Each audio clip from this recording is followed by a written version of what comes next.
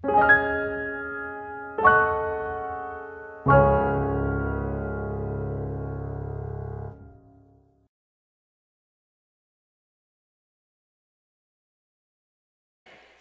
옆에 분과 이렇게 인사합니다. 성령님은 언제나 예수님의 본을 따라 살리게 하십니다. 믿으시죠? 네. 지난 시간에 우리는 세족식에 대해서 함께 은혜를 나누었습니다.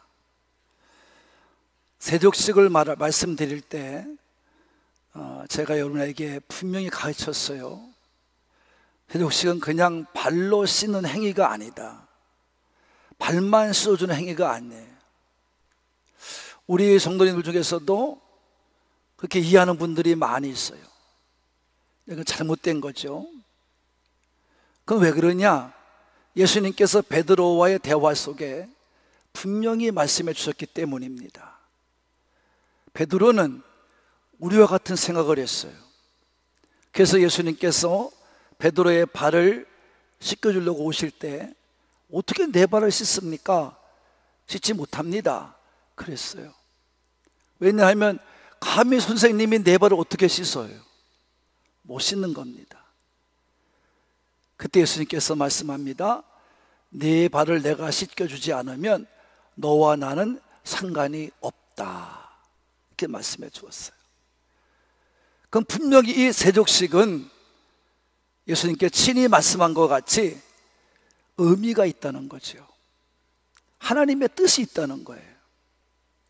그 뜻이 뭐냐면 발을 씻음 받아야 너와 내가 상관이 있어. 너와 내가 바른 관계가 돼. 이 얘기걸렁요? 이 말씀이걸렁요? 이 뜻이에요. 그러니까 여러분, 베드로같이 간단한 생각을 하면 안 되고, 우리 발이라고 하는 것은 내가 가 있는 곳을 말해요. 내가 가서 서 있는 곳이 내 발이 있는 곳이고 내가 있는 곳이에요. 참 이상한 게 하나님이 우리를 발을 만들어 주셔서 우리 발이 옮겨간 대로 가서 있는 거예요. 거기는 선한 자에도 있을 수도 있고 착한 자에도 있을 수가 있어요. 또한 거기는 악한 자리도 될 수 있고 죄를 짓는 자리도 될 수 있어요. 그게 내 자리예요. 내가 가 있는 곳이에요. 이 발은요 늘 씻어야 된다는 얘기는 그거예요. 예수님께서 이 말씀을 하신 이유는, 세족식을 하신 이유는 다른 게 아니라 너희의 죄를 씻기 위해서다. 내가 바로 너희의 죄를 씻기 위하여 내 몸을 버려 내 피를 쏟아 너희의 모든 죄를 용서하고 너희가 회개하면 하나님과 관계가 이루어진다는 것입니다. 그렇지 않으면 관계가 없다는 겁니다. 그러니까 이 세족식의 의미는 무엇입니까? 우리가 장차 어떤 일을 당해도 예수님 앞에 나와서 예수님의 보혈로 씻음 받아야 죄를 용서받을 수가 있는 것이고, 또 죄를 용서받는 우리가 감사함으로 우리 자신을 회개할 때 하나님이 우리를 기쁘게 받으셔서 하나님과 우리의 관계가 잘 성립될 줄로 믿으시는 분만 바로 서게 되는 것입니다. 그래서 예수님의 세족식을 통해서 우리와 온전한 관계를 맺는 것을 말씀해 줬다고 지난 시간에 제가 말씀을 증거했습니다.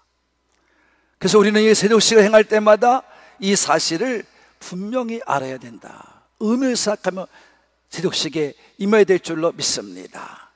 그래서 오늘 12절부터 예수님께서는 15절까지 서로 너희가 발을 씻겨라, 다 같이 너희가 서로 발을 씻기는 것이 뭐하다?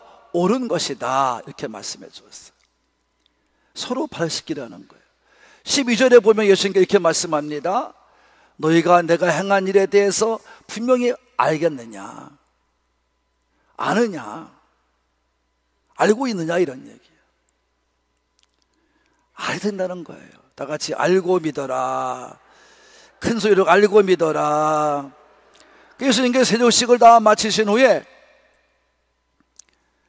다시 옷을 입으시고 만찬상에 앉으셔서 하신 첫 마디가 내가 너에게 행한 이 일을 아느냐, 이렇게 말씀해 주고 있습니다. 알면 이렇게 물을 필요도 없죠. 모르니까 묻는 거죠. 내가 너에게 세족식을 행했는데 그 행한 의미를 알겠느냐, 이런 말입니다. 너희에게 분명히 내가 말한 것처럼, 베드로와 대화 속에 말한 것처럼 분명한 세족식의 의미를 말씀해 줬는데 너희는 아느냐, 이런 말이에요. 세족식의 뜻을 알고 있느냐, 이런 말이에요. 바로 믿고 바로 행하는 자가 돼야 여러분 우리가 온전한 믿음이 될 줄로 믿습니다. 그래서 여러분 바로 알지 못하고는 행하지 말아야 되고, 바로 알지 못하고는 아는 척도 하지 말라는 것입니다. 그러면서 13절에 뭐라고 말씀했냐 하면 너희가 나를 선생 또는 주라고 부르지 않느냐. 예. 제자들이 예수님을 갖다가 가르치는 선생님으로, 그들의 주인으로 너희가 부르지 않느냐. 그 말하는 것이 옳도다. 그것이 옳도다. 이렇게 말씀합니다. 너희들이 말하는 것처럼 나는 너희들의 선생님이고 너희들의 스승이고 너희들의 주다, 주인이다, 이런 말이에요. 근데 어떻게 선생님이 너희들에게 발을 씻겨주고 주인 되는 주인이 어떻게 종된 너희들에게 이런 얘기예요. 발을 씻겨줄 수 있느냐, 이 의미를 아냐, 이런 말이에요.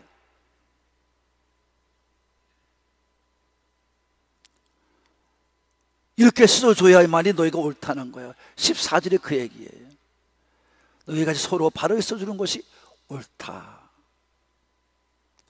그 15절에 뭐라고 말씀했냐 하면 이렇게 말씀합니다. 여러분 자연 것처럼 다 같이 읽어봅시다. 15절 시작. 네, 내가 너에게 이같이 행하게 하려고 뭐했다? 본을 보인 거다. 뭐를 보였다? 본을 보였다. 자, 그러니까 13절, 14절, 15절 이 세 구절의 말씀의 결론은 바로 뭐냐면 세족식을 너희가 알았다면 너희가 올바로 믿어야 되겠고, 내가 너희에게 분명히 말하지만 이 세족식 통해서 내가 너희에게 뭐를 보인 거다? 본을 보인 거다. 본을 보인 거다. 다시 말하면 너희가 내가 행한 대로 행하며 살아야 한다는 것입니다. 나같이 행하라는 거예요. 여러분 선생과 주는 높은 사람을 말하는 거예요. 높은 자라고 그래도 이렇게 행해야 된다, 이 말이에요. 너희가 앞으로 내가 파송해서 너희가 나가서 복음을 전하는 자가 될 텐데 그럴 때 이렇게 행해야 된다, 이런 말이에요. 그렇게 하기 위해서 너희에게 본을 보였다, 이런 말이에요. 우리도 똑같아야 됩니다. 우리도 예수님이 말씀하신 것처럼 우리도 세상에 살아가는 동안에 예수를 믿고 구원받은 성도들이라면 예수님과도 같이 항상 본을 보이며 살아야 될 줄로 믿으시는 분만 아멘 합시다. 그냥 말로 믿음을 말하지 말라, 이 말이에요. 말만 앞세우지 말라, 이런 말이에요. 행동을 보이라, 이런 말입니다. 행함이 있어야 한다는 말입니다. 믿음의 행함이 없는 것은 아무것도 아니라는 것입니다. 보이라는 것은 영어 성경에 보면 이해 또는 번복이라는 뜻입니다. 여러분, 그러므로 내가 너희에게 본을 보였어. 내가 너희들에게 발을 씻겨 주었어. 내가 죽음으로 말미암아 너희의 모든 죄를 용서하고 너희가 회개하면 내가 누구든지 용서하고 받아들인다는 말씀을 이미 그걸 가르쳐 주었다, 이런 말이에요. 그러니 너희도 세상에 나가서 그렇게 살라는 것입니다. 용서하며 살라는 것입니다. 죄를 용서해 주며 살라는 것입니다. 죄를 씻고 회개를 의미하는 것이라면 너희도 가서 서로 형제지간에 발을 쏘주고 서로 죄를 용서하고 서로 죄를 용서하는 삶을 본되어 살라는 것입니다. 이것이 주님을 따르는 자들이다, 이런 말이에요. 주님을 배운 자들의 삶이다, 이런 말이에요. 그래서 마태복음 18장 21절과 22절에 이렇게 말했어요. 예수님께서 시작.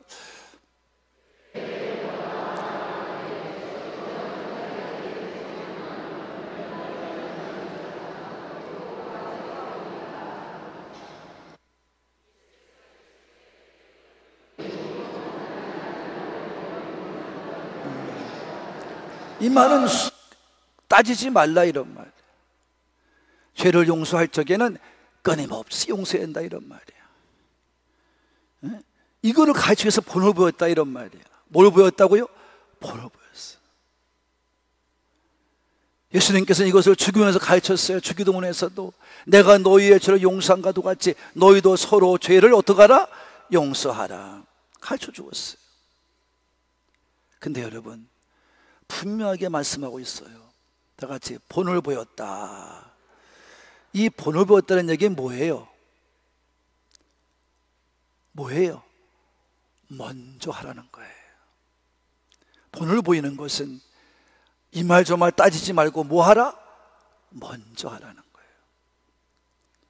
네가 선생이니까, 네가 스승이니까, 당신이 목사니까, 당신이 전도사니까, 당신이 장로니까 그렇게 하면 안 된다, 이 말이에요. 우리는 하나님 앞에서 어느 누구든 똑같은 존재인 줄로 믿습니다. 그러니까 형제 자매라면 누구나에게 똑같이 내가 먼저 용서하라는 거예요. 뭐라고요? 용서하라는 거예요. 우리는 서로에게 먼저 용서하는 생활을 살아야 됩니다. 믿음의 사람이라면 언제든지 먼저 용서할 줄 알아야 됩니다. 이게 예수님의 가르치심입니다. 예수님께서 나를 이 죄된 몸을, 용서받지 못할 몸을 십자가에 들어갔으므로 죄에서 우리를 해방하고자, 못된 삶에서 우리 구원하시고자 십자가에 흘리신 피의 공로 의지하여 우리는 이렇게 구원받은 자가 된 줄로 믿으시면 아멘 합시다. 그게 본이라, 이런 말이에요. 예수님은 그 행위로 제자들의 발을 씻겨주었다, 이런 말이에요. 그렇다면 너희도 똑같이 행해야 된다는 말씀인 줄로 믿습니다.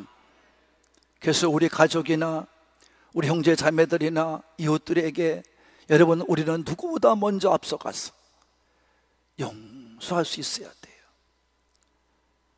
먼저 용서하고 누구보다 먼저 회개해야 됩니다. 그것이 바로 예수님 우리에게 가르쳐 주는 거예요. 그렇게 행하는 것이 옳다는 거예요. 그래서 우리는 이같이 살기 위해서는 겸손해야 돼요. 뭐라고요? 겸손해야 돼요. 왜 겸손해야 되느냐?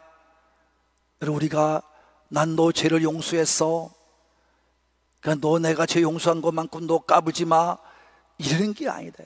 겸손해야 돼요. 겸손해야 돼요. 겸손한 마음을 가지고 살라는 거예요. 예수님의 몸인 교회에서는 지체들이 서로 섬기며 사는 곳인데, 이 지체들이 서로 겸손하지 않으면 싸움이 된다, 이 말. 싸움이 돼. 여러분, 그러므로 예수님께서 뭐라고 말씀했냐면, 내가 큰 사람이 되고자 원하느냐, 내가 어떻게 되고자 원하느냐, 그러면 남을 섬기는 자가 되고 뭐 하겠어요? 남의 종도 돼야 된다. 겸손은 남을 먼저 높이는 거예요. 자, 마태복음 20장 26절 27절 봅시다. 시작. 너희 중에 그렇지 않아야 하리니 너희 중에 누구든지 크고자 하는 자는 너희를 섬기는 자가 되고, 너희 중에 누구든지 으뜸이 되고자 하는 자는 너희의 종이 되어야 하리라. 할렐루야. 이게 겸손하다는 거예요. 그때 우리는 나보다 남을 높여주고 남을 낮게 여겨주는 그 생활을 살아야 될 줄로 믿으시는 분 아멘 합시다. 이게 믿음의 사람, 예수님의 제자들인 거예요. 이 생활을 해야 됩니다. 남의 인격을 더 높여주고, 남의 인격을 존중해주고, 남의 인격을 더 훌륭하게 봐주는, 어느 교회 누구 벌써 잊어버리셨어요? 어느 교회 누구 이렇게 살아야 돼. 나는 신앙생활을 하면서 또 목회를 40년 동안 해오면서 정말 이해 못하는 부분이 이런 부분이에요. 누가 참 이해 못하느냐, 교회에 와서는 교회에서 비방을 하고 목사에 대해서 비방을 하고 왜 성도들에 대해서 비방을 하냐 이 말이에요. 이런 사람은 도저히 이해가 안 가요.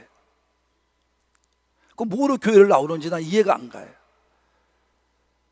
두 번째, 이거는 예수 믿었다고 몇십 년 됐다 그러는데 생각 하나 바뀌지 않고 말투 하나 바뀌지 않아. 남을 겸손히 섬기긴커녕 남의 요만한 것만 보이면 그냥 하든지 물어뜯어서 그 사람을 해코지 하는, 난 이런 사람을 봤어요. 이런 사람들은요 결코 오래 믿지 못하더라고. 그러면서 교회 나오는 사람은 아주 못된 사람들이에요. 그 마귀의 밥이에요. 마귀 앞잡이에요. 그런 사람 때문에 교회가 헐어지는 거예요.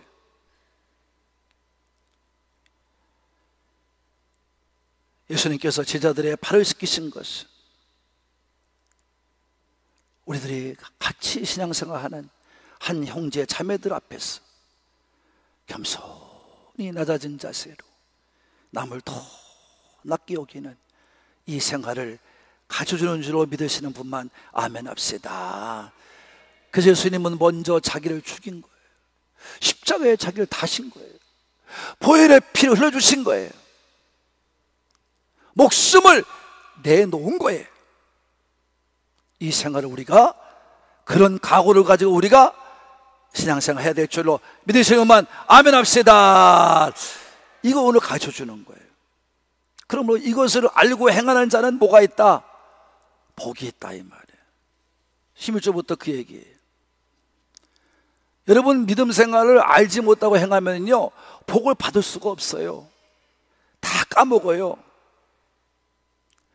옛날에 우리 어머님, 할아버지, 할머니 때 믿음과 우리 어머님, 아버지 때 믿음은요 정말 배우지 못하는 분들이 너무 많았어요. 그러다 보니까 그냥 주의 종의 말씀에 아멘, 아멘 했어요. 그리고 그 말씀도 살았어요. 제가 어느 정도냐면, 제가 전도사 때 우리 권사님, 충청도에서 이사 온 권사님 한 분 만났는데 그 권사님이 그런 말씀 하시더라고요. 전도사님, 나는요 목사님들이 화장실도 안 가는 줄 알았어요. 다 하는 줄 알았대. 해결하는 줄 알았대. 하나님이 다 해결해 주는 줄 알았대. 그 정도로 주의 종들을 어떻게 해요? 높이 봤던 거예요. 그렇게 믿었어요. 주의 종들이라면 하나님같이 받들고 믿었던 거예요. 근데 그런 것들이 세대가 지나오면서 여러분 이상하게 변질되는 게 뭡니까? 좀 배웠다고, 안다고, 또 목사님들도 자기들의 교회를 부흥시키겠다고 별 방법을 다 써가면서 여러분 교회를 키워보려고, 목사가 됐으니까 교회를 키워야지, 목사가 됐으니까 교회를 부흥시켜서 큰 교회 목사가 해서 스타 목사가 돼야지, 존경받는 목사가 돼야지. 여러분 이건 인간적인 생활에서 하는 일들이에요. 그건 교회가 지금 성장주의 1번으로 오는 교회가 지금 한국교회예요. 그러다 보니까 한국교회가 지금 아무런 힘을 못 쓰고 있어요.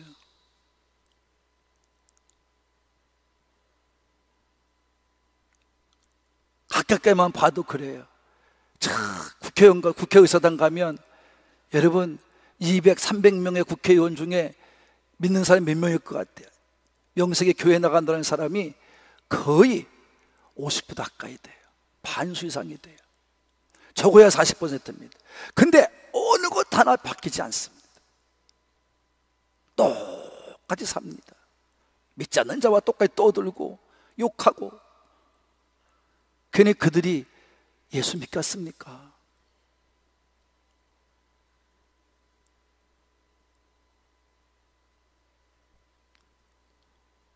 그들이 교회로 교회같이 보겠습니까?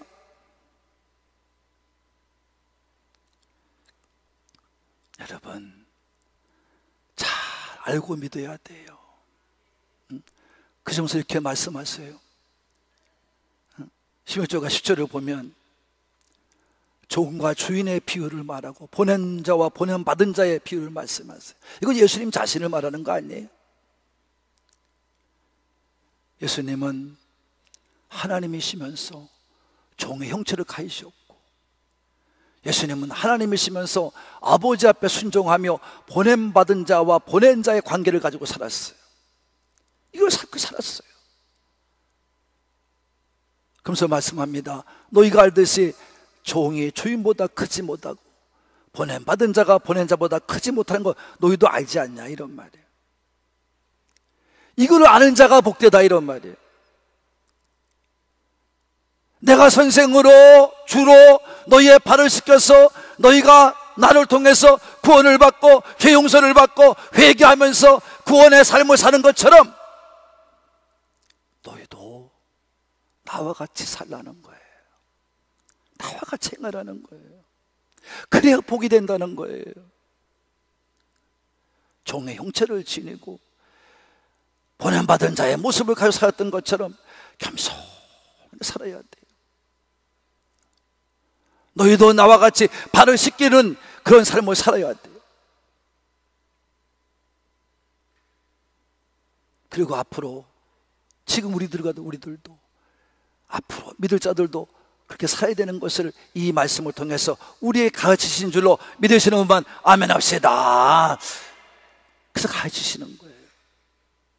예수님은 우리에게 나에게 배워라 이렇게 말하고, 바울도 예수님과도 같이 종의 형체를 가지신 것처럼 너도 예수님 마음을 가지고 살아라 하고, 우리가 마태복음 11장 29절과 빌립보 3장 6절 이하의 2장 6절 이하의 말씀해 주고 계시는 것입니다.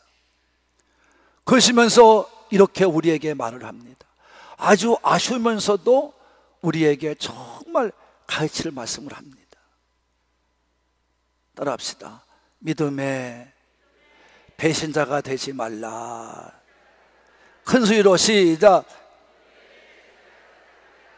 여러분, 한번 교회를 왔으면 믿음의 배신자가 되지 말라는 것입니다. 예수께서 오늘 아쉬운 말씀을 하십니다. 내가 구원받아 전도하여 너희를 다 나오게 한 사람은 내가 안다는 거예요. 그런데 다 아는데도 불구하고 다윗의 말을 인용해요. 뭘로? 나와 가까이서 같이 먹고 같이 이야기를 나누던 자가 발꿈치로 들었다. 이 얘기는 여러분 잘 아는 얘기 아니에요?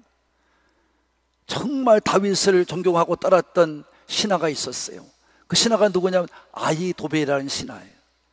이 아히도벨이라는 신하가 글쎄 그의 아들 다윗의 아들 압살롬이 반란 일으키니까 그 앞에 가서 또 역사를 하고 있는 거예요.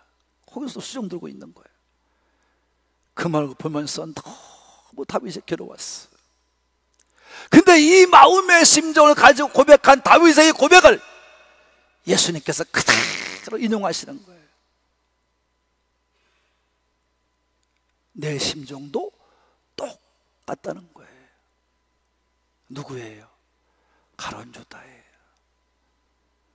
은 30냥에 예수를 팔아먹는 가론유다예요. 발을 뒤꿈치를 들었다는 얘기는 뭐냐?